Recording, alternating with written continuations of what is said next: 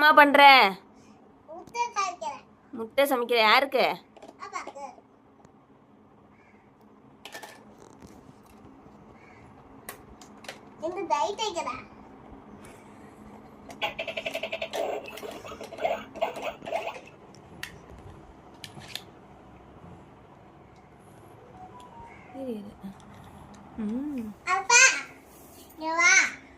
வாங்க. எப்படி சாப்பிடணும் சொல்லி கொடுங்க அப்பாவுக்கு. பெப்பர் போட மறந்துட்டீங்களா? ஓகே.